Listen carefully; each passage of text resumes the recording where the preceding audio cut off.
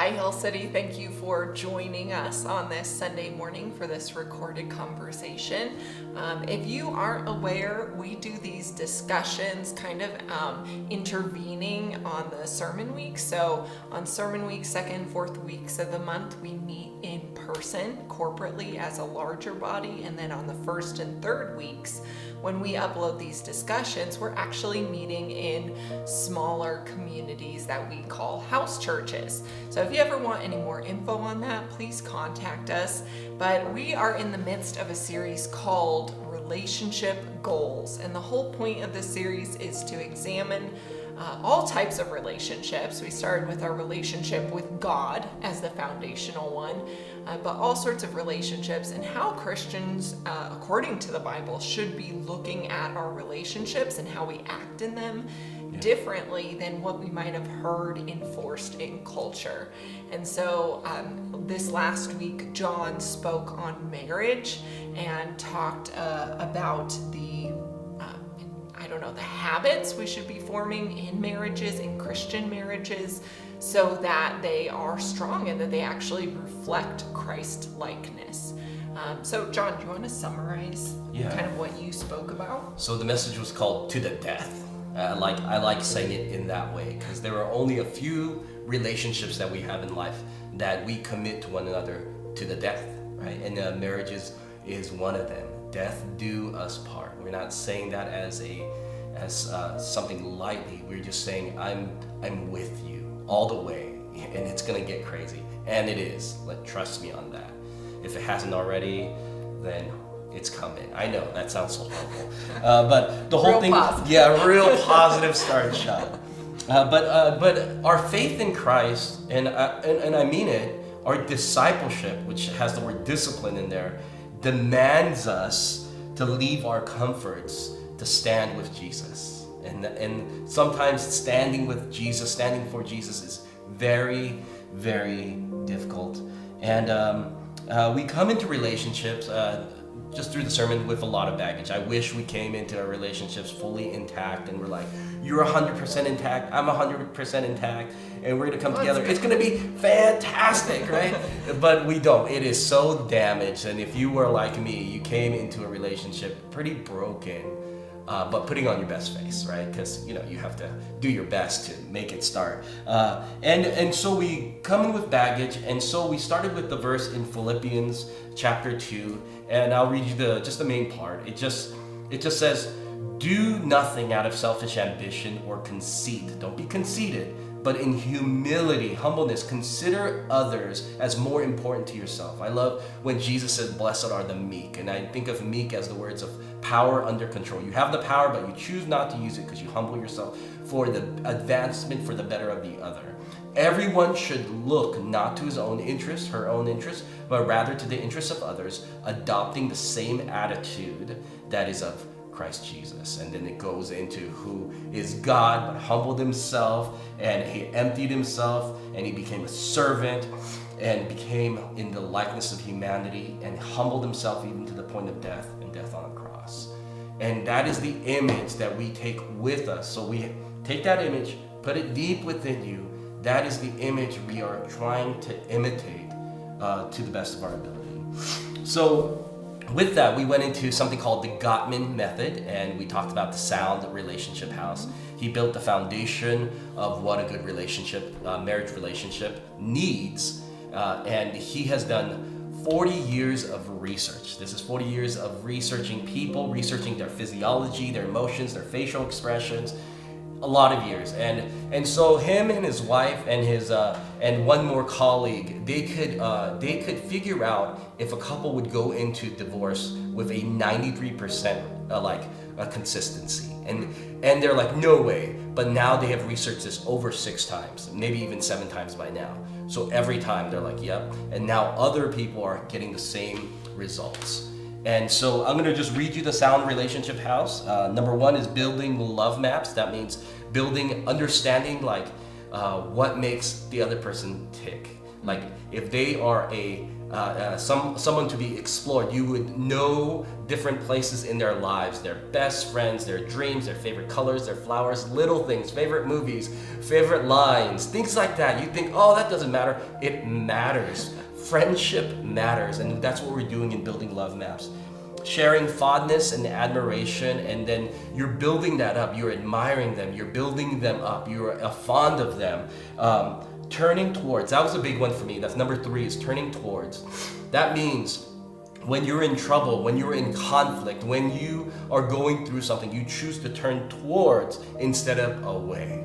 And so anytime the other bids, that could be eye contact, that could be touch of a hand, that could be words like, oh, that could be an interest. Can you tell me about? We choose to turn towards instead of saying, I'm busy, I'm doing this. We drop what we're doing, right? And we say, okay, I turn towards you.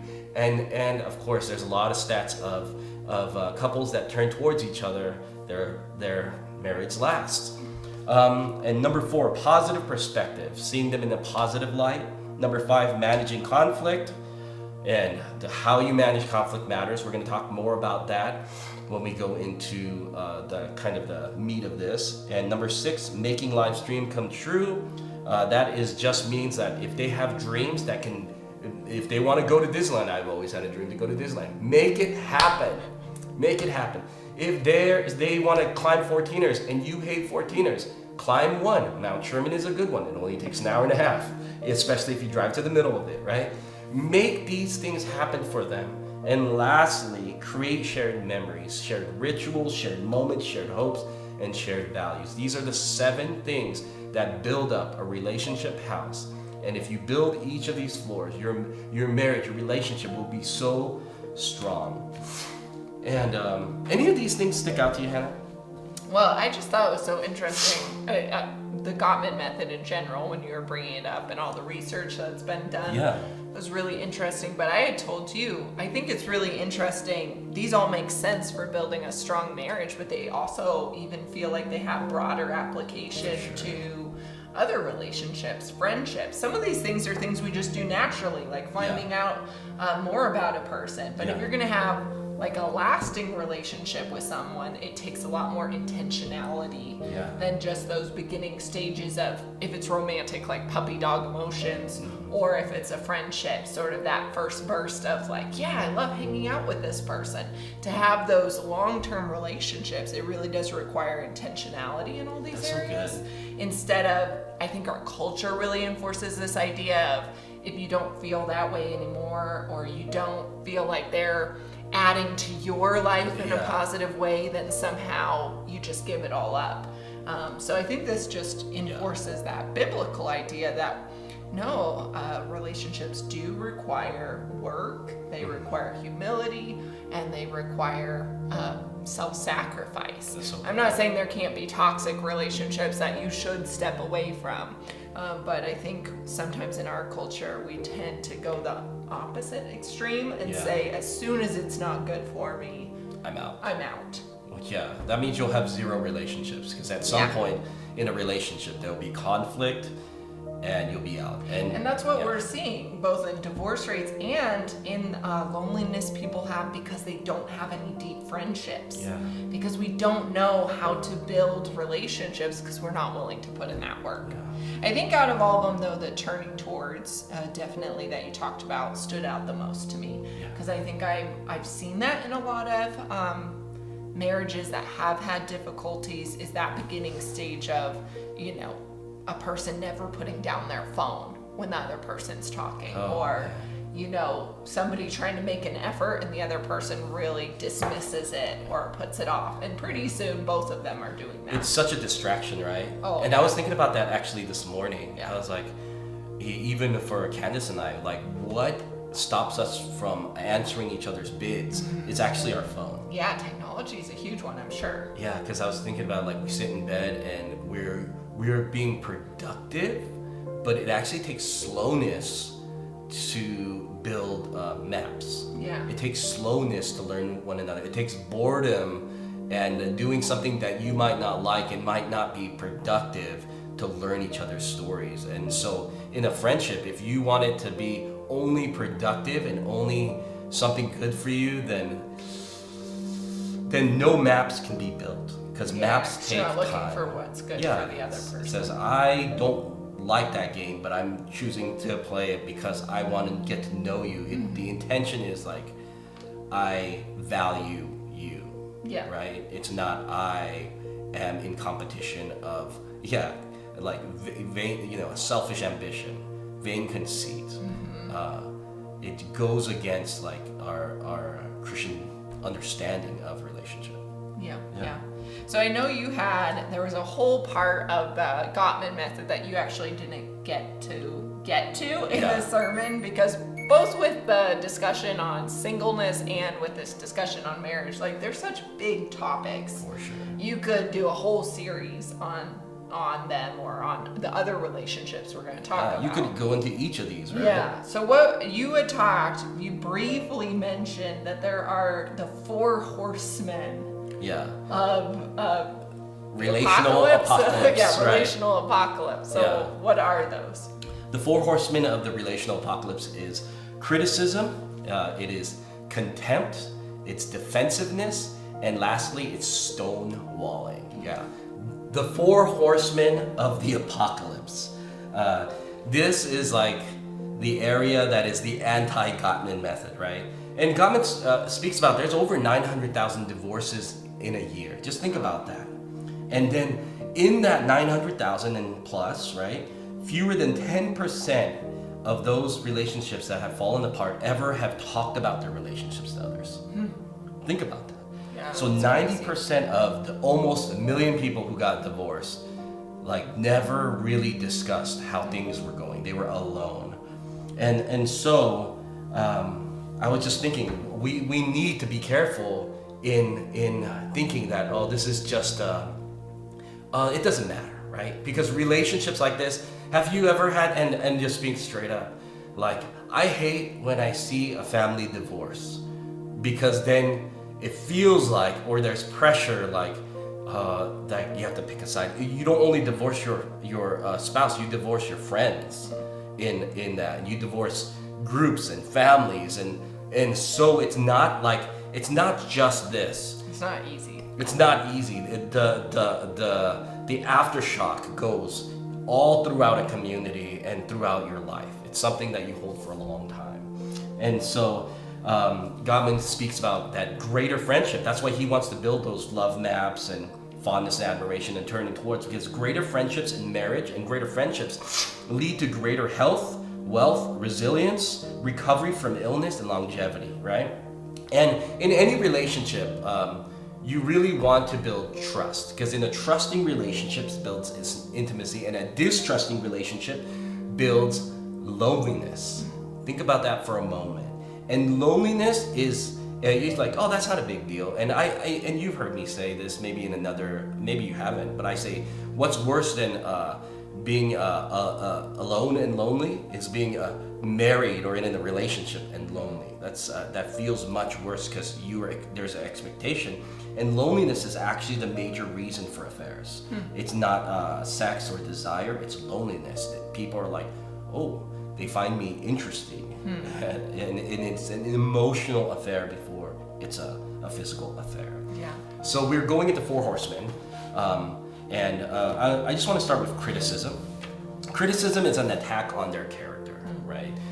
Complaining is more like, man, you didn't call, you were late, you didn't call, I thought you would call. That's a complaint, right? But criticism is like, you were late, you didn't call because you don't care, right? You're selfish and you always do that. So it's more like an assumption about what the feeling is behind an action, without actually opening up for conversation about it. Absolutely, it's like a negative assumption. What was the words that you used? Like negative intent, right? Like, they intended to do harm, and so that's where criticism really speaks out. And with negative intention, that's going to lead to doom, right? And suspicion. And so we need to choose trust, and we need to choose our words wisely. And it's not about winning. When you win, you lose, because they're right there, right? You have to go through with that. Number 2 from criticism is contempt. And of course I use Dallas Willard's words. Dallas Willard said, "In anger, I want to hurt you, but in contempt, I don't care if you're hurt or not." Think about that. It's like you have, in your mind, you have devalued someone. And so you talk to them as if they're lower to you and you're superior to them. And so in that, you'll catch yourself rolling your eyes and you're like, whatever, here she goes, right? Because you think you're better. You think your complaints are better. Your criticisms are better. And so contempt is very dangerous in the heart of a marriage, but in the heart of people. When we devalue someone, we're devaluing someone's image of God. And I think I find myself in that camp more because of my own pride, if I would be really honest. I'm like, I start rolling my eyes and thinking, I might be better, or they don't understand. And man, that's where God has really like convicted my heart. Is like, you're dealing with contempt, and that's not okay, because that is a case of superiority, and it is nothing like Jesus. Like the first thing Jesus says in the Beatitudes is blessed are the poor in spirit. That doesn't sound like any sort of superiority. Yeah, and that's really convicting for me, because contempt it leads to criticism, and it's much worse, I would say. Any thoughts on that? Well, I was just thinking, I think I don't know if I would say our culture as a whole is a contemptuous culture, but I feel like more so in recent years, you see a lot more contempt in the public square being embraced.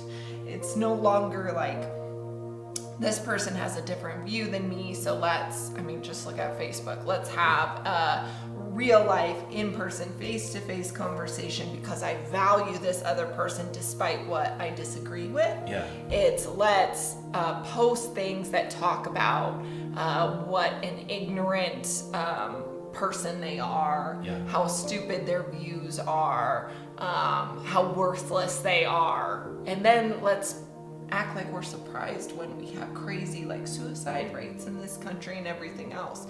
And that's not to say like even in marriage relationships, there may be legitimate complaints, there may be legitimate points of disagreement and anger, but those things have to be addressed without contempt, without this desire to belittle before you approach, even with a desire to resolve, I guess. Yeah. But I think you just see that enforced in the wider culture, so it's no surprise that you see it in marriages. Yeah, I agree. We have just allowed it to be okay, and I want you to double check that.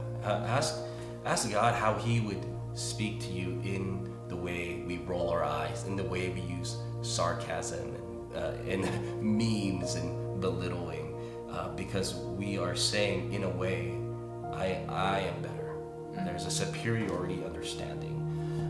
So be careful. And number 3, so that's now the first one was criticism, contempt. Number 3 is defensiveness. And being defensive is like, I just think about like being a castle with the bridge up. You are on guard. Everything in your life you feel like is an arrow until you find out it's not, right? And living your life in a defensive posture, and I understand how it happens. Maybe because of past hurt. Yeah, from trauma, hurt, someone you trusted has hurt you. But to stay in the trauma, to stay in the hurt, it means that you won't allow other relationships to give you life. And it's all based on those assumptions again, that every person is like the person who hurt you. Yeah, so it's a state of being victimized. And when you live in that state, you probably will end up victimized. I don't that because that's what you're used to.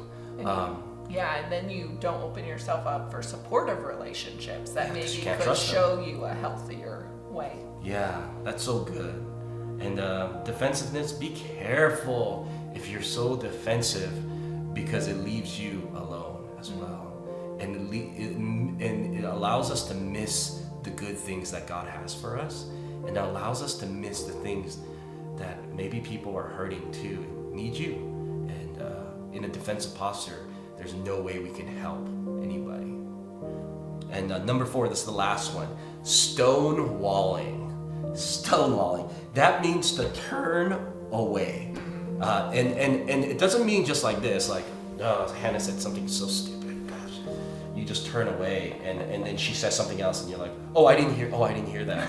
So, it's not only a turning away of attention, and it's a turning away, and it's funny, because you'll catch people turning away physically, right? People, and I'm not trying to psychoanalyze, but I am. People, if they don't like something, they'll close their arms like this. They'll turn away their posture and pretend not to hear. And it's like a physical turning away, and you can see it before they do it, which turns into an emotional turning away. You're like, whatever, right? And then you can hear it verbally. But it is you can turn away by distractions, by this thing, right? What did you say? Yeah. Did you hear anything I said? Even though you might have heard what they said, you are not present. You are not engaged. You are turned away. And it's a slight maneuver of stonewalling. And then there's hardcore stonewalling, where you just silent treatment. Yes, you pretend they're not there in the room. Or when they say something, you don't answer them the first time. Oh yeah, you don't do that. I don't do that. Yeah, we do that as a way of control. That's right. We want them to bid twice or bid 3 times as a way of, you need me, a way of superiority. Man, we won't go into that. Or sometimes we completely shut down this person, and we don't allow this person into any of our spaces. And when they come into a room, we escape. And even if you don't want to do it, you'll do it if you emotionally feel that way. Because you're not that awesome, and I'm not that awesome. And we do those things. We do the things we don't want to do. We want to put a better face forward, but we stonewall in these weird ways, physiologically, emotionally, mentally, verbally. Any thought on that? Oh, I was just thinking the opposite to all these horsemen, if we could summarize it as like one simple action, and you could share your own, but the thing that's coming to me is like just the simple conversation of that, whatever action, word, situation really hurt me. Can we talk about this? I feel really hurt about this. It's just like that. A bid. Yeah, that simple step of expressing, because it's not saying we won't have, because I think people could listen to this and think, well, yeah, but you don't have my husband, my wife. You haven't been in these situations where they treat me like this. Yeah. But I feel like we're not saying that situations don't happen, that anger doesn't happen, that there aren't legitimate reasons to have conflict. What we're saying is, instead of all of these coping mechanisms, open, honest communication would be the first step towards the other person in the marriage relationship. And the truth is, we can't control them anyway, right? Yeah. You can only control you, and you hope that your actions in this way would persuade, would draw them back to you. And even if it doesn't draw them back to you, it's a matter of like we're choosing Christ. Yeah. We're choosing. We're being disciples. Yeah, which is very hard in many times, but it leads to a character change, and character is who you really are, not who we just pretend to be, right? And lastly, I just want to lead you with Matthew 11, where Jesus, we all need this, even maybe you need this right now. Jesus says, "Come to me, all who are weary and heavy laden, are burnt out, and I will give you rest. Take my yoke upon you and learn from me." And sometimes learning from Jesus, I go back into the Beatitudes, the Sermon on the Mount. I'm learning from you. For I am gentle and humble in heart. He's not going to beat you down. He's not going to criticize you and break you down. And he says, in learning from me, you'll find rest there. For my yoke is easy, my burden is light. So we go to Jesus and we go into Jesus' training. Any last thoughts, Hannah? No, I think that's a perfect place to. Perfect. All right. Thank you guys for joining us today.